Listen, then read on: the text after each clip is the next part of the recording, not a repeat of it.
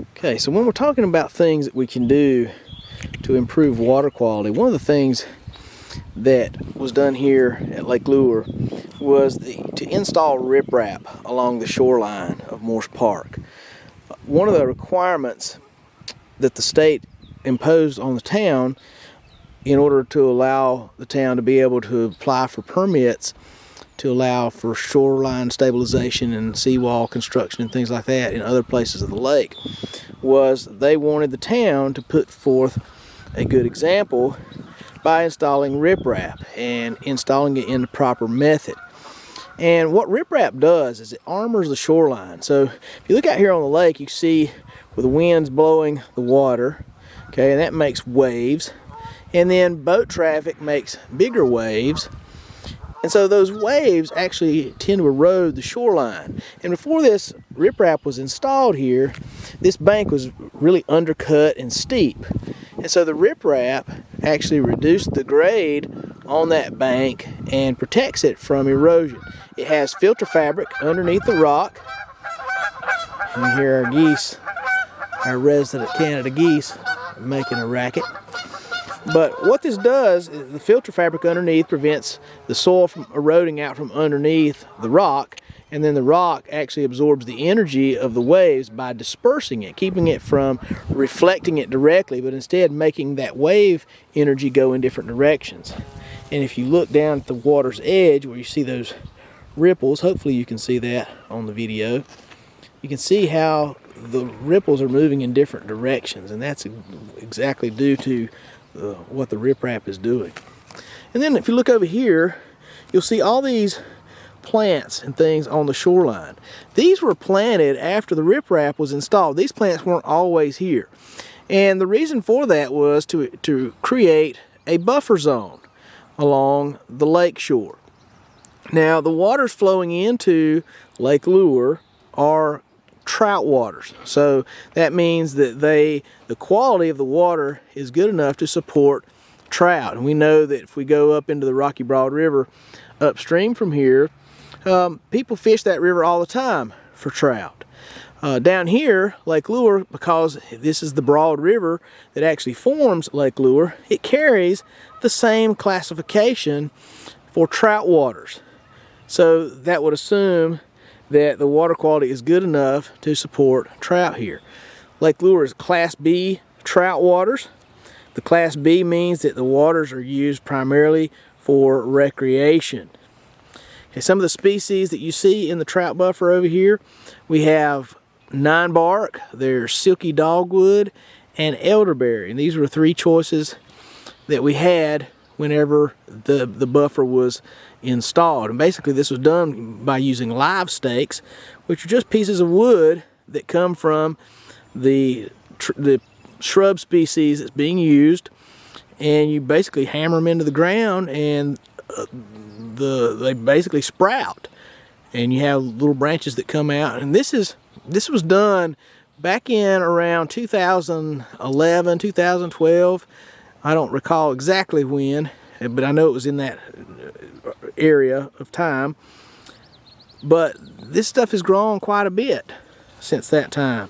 I remember when I helped do this, actually I did most of this, but when we put these in, they were just basically just stobs of wood. There's a nice elderberry, has grown quite a bit over the last few years. There's a nine bark, okay, and the silky dogwood right beside it. So a lot of growth is taking place, and this is really good because what this will do, what this buffer does, it helps to shade the shoreline. So right up against the water where this has a chance to spread out and grow out towards the lake, this will create shade, which is ideal for fish and other things that need that shade to be in cool water. So really good, important thing to have these buffer plants here and have the riprap here on the shoreline. Okay, so this is one of a series of wetlands that are found in Morse Park. These wetlands are basically created wetlands. They weren't, I don't think, intentionally made to be what they have become. I think they were originally designed to be water features and as a method of collecting stormwater from the parking lot, and they do a great job at collecting that stormwater. Wetlands play a very important environmental role because of what they are able to do, because of the type of soils and microorganisms that are associated with wetlands and the water and the soil itself. They are able to do a lot with chemicals. So as water runs off the parking lot from the Morse Park area, okay, it runs into these wetlands, and there you have oils and things like that from the cars. That all seeps into the soil here, and it gets dealt with by the microorganisms that are living in that soil, and thus it filters out this water, okay, and then eventually the water will be discharged into the lake. But rather than being dirty water, that water is actually fairly clean, believe it or not. Okay, and it's got all these plants and things that are in here that actually help to serve as a filter system for the water. So there's rushes and cattails. So there's tons of cattails over there. And wetlands are highly productive biological ecosystems, okay, because of the things that are found in here. There's ducks and birds, frogs and other amphibians, dragonflies, all kinds of insects. Okay, so all of those things are very, very important. It shows that this is a balanced ecosystem. There's trees growing in here, all plants that are able to tolerate having their feet wet. Okay, so very, very important and productive ecosystem. Okay, this is the first in a series of connecting pools, okay, that help to move the water from the parking lot back out to the lake. And they perform their function very well. And it's by having this series of pools and having the wetlands work the way they work, you actually get a purification process all the way from the beginning to the end. Now, these wetlands were modified in 2012 to help them to function a little better than what they were functioning to begin with. They were, as I said, constructed when Morse Park was built, and I don't know that the intention was to have them in the shape that they are now. When the park was built, this whole peninsula that we're standing on was built, they were basically just big old holes that water had filled in, and eventually they started growing vegetation and became more like what you see today. One feature that we'll look at in just a second, there's a pond here in Morse Park, and it has always been maintained as such, but the other ones just kind of got overgrown and were in the almost in danger of being filled in, and then it was realized that they had value as water filtering systems, and also it's just a great natural area for birds and plants and other animals to use. So it's a really very interesting system that we have here. Okay, I've always affectionately called this the Morse Park Pond, okay, because that's really what it is. This was built when the peninsula was built from the dredge spoils from the river. Okay, this is another highly productive area. A lot of fish like to go in here, and it has a direct outlet to the lake, which is why it maintains its water level pretty consistently throughout the year. Now, some problems that occur with this body of water. It gets really hot here in the summertime because there's not a lot of shade over the water. So it heats up, and because it doesn't have a lot of flow in and out, there's not a lot of circulation here, it gets a significant algae bloom here. There's a lot of nutrients going into this from grass being cut along the edges, and from ducks using it, and fish and things like that. So it builds up a lot of nutrients, and as such it gets a pretty significant algae bloom on it when the weather gets hot. The way to solve that problem would be to do some aeration in here so that you get some water movement and circulation. or to punch in another hole so that it has more than one way for water to come in and out, and that might help move some water in this little pond. But it's a really nice place. Again, like the wetlands themselves, it attracts a lot of different wildlife. There's a lot of different plants growing along the edge here, but there's some things that could be done a little better. But in general, it's well maintained. It's a nice feature, and is a nice aspect of Morse Park because it has a certain appeal. People like to walk around the little pond here. We got some ducks that are coming over here to check us out, probably looking for a handout. And those are mallard ducks, males to be exact, or drakes. That's the proper name for a male duck. So these mallard drakes are working their way over here.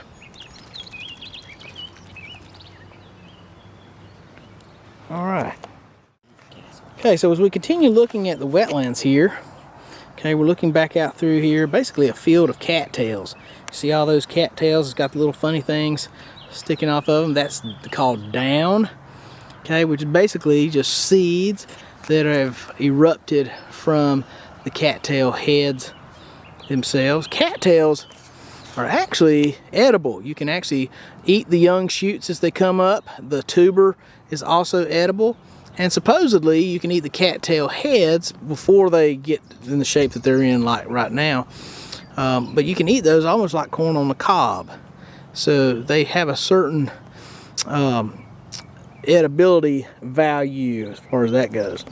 Now if we look at the water here, notice the waters are really dark colors, really almost blackish brown color, and this is is a result of the tannins that are found. So trees, whenever they release their leaves and things like that, those leaves have tannic acid in them, and that tannic acid, it dyes the water a deep brown color, similar to tea.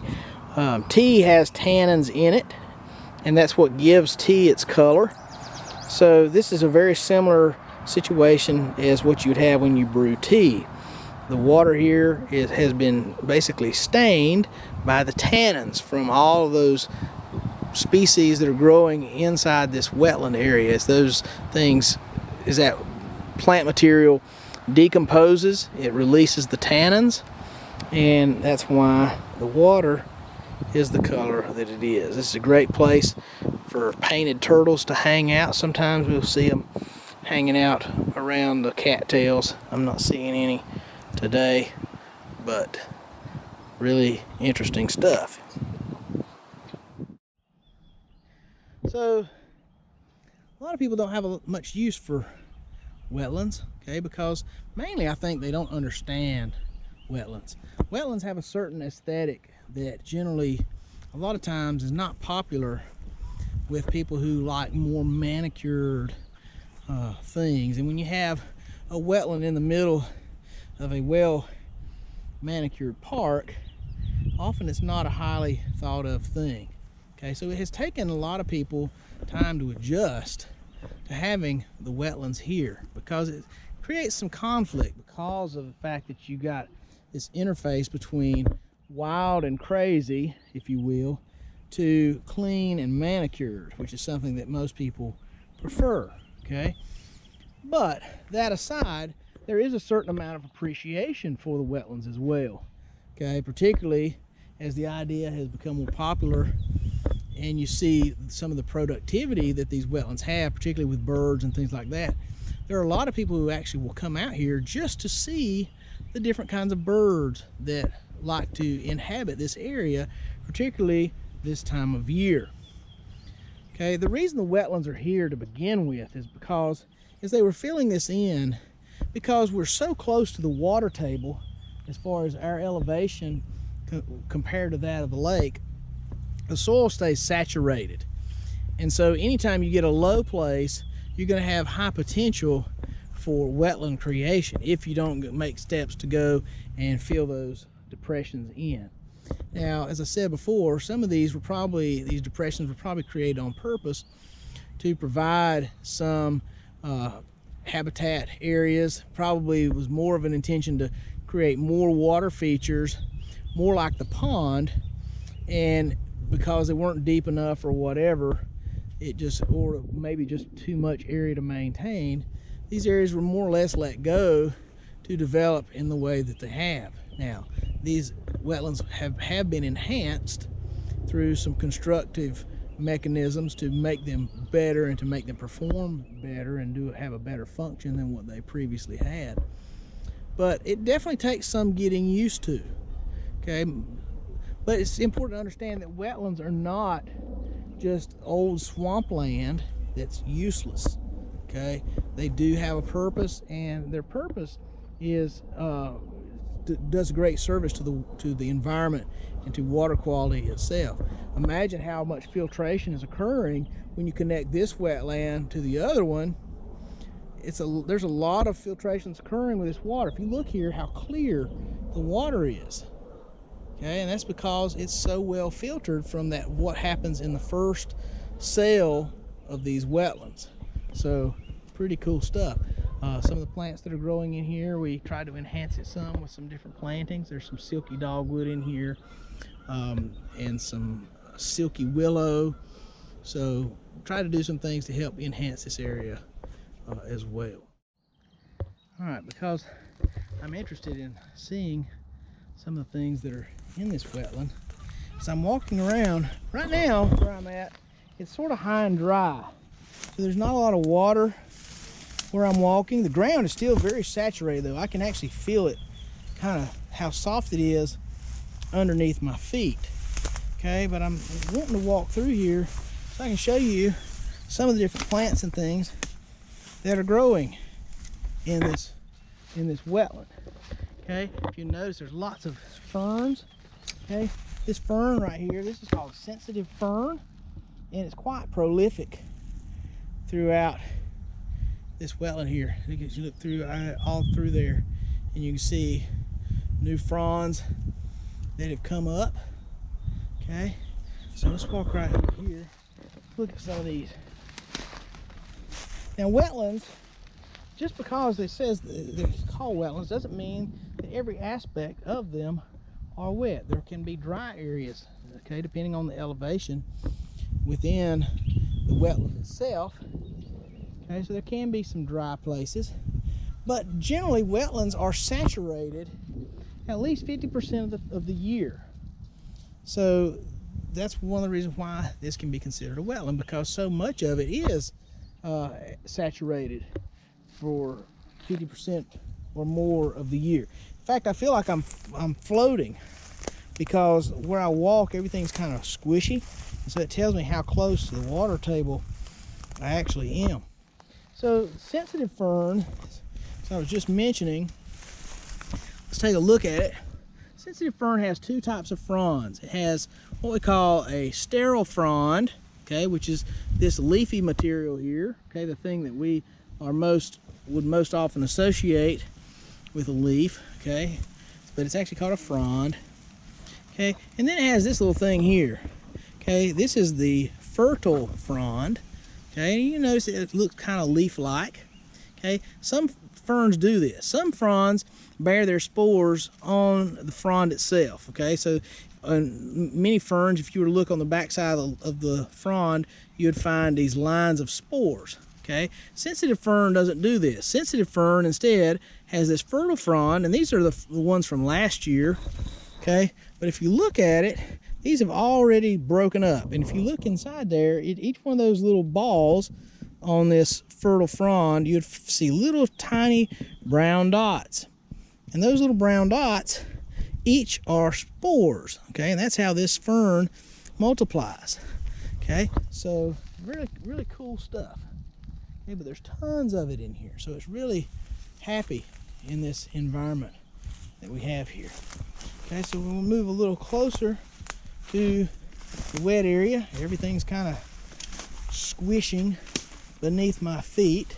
Okay, but we can get a little closer because this is the high area of the wetland. But as I get closer and closer, so you can look over here, you can see the water. Okay, water stands out here pretty much all the time. It's very rare that this ever dries up. And this has to do partly with the fact that the soils that are found below the water are saturated, and they remain saturated all the time. So water does not easily seep into those soils because they have already reached their saturation point. Okay, there's a turtle way out there sitting on a log. Okay, but really cool environment. There's lots of things that actually live out here. I've seen deer out here. There are Canada geese that will come and hang out here, but most of all, and what I especially like about it, are the ducks.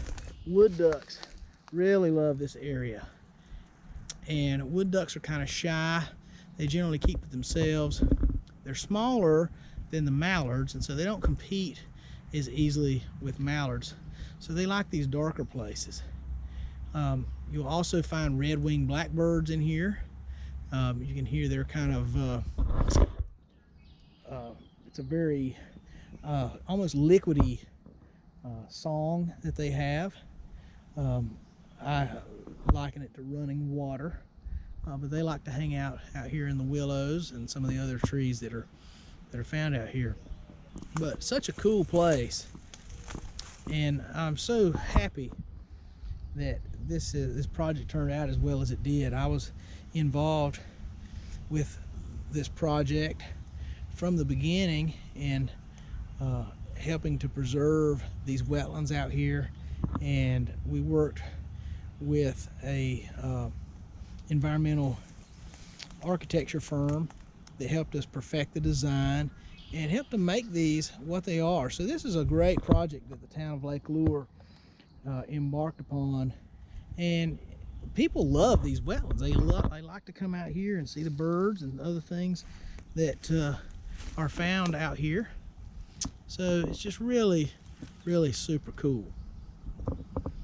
You see, because things are on the ground, see this log here? This log won't last very long out here. When things get on the ground, as far as wood and leaves and dead things, because there's so much moisture, it rots fairly fast. Okay, so that's why things, if a wetland is very productive, the ground actually opens up quite a bit. But occasionally you can get some invasive species that'll come in and take over, and they can actually reduce the productivity of the wetlands just because of how they can cover the ground and prevent things from working the way that they're supposed to work. Here's another view of the wetlands we were just in. Okay, such a neat spot. And imagine all this water is from the recent rains that occurred. Okay, it's been a pretty wet winter, so we've had a lot of rain, and that helps to keep the water level quite high in here. It doesn't mean that it'll stay this way all year long, though. That water level will fluctuate seasonally. Okay, but right now it's pretty full. And again, you see how dark that water is? That's again from the tannins that are found in the water from all that leaf material and woody material that is broken down through the decomposition process in the wetland.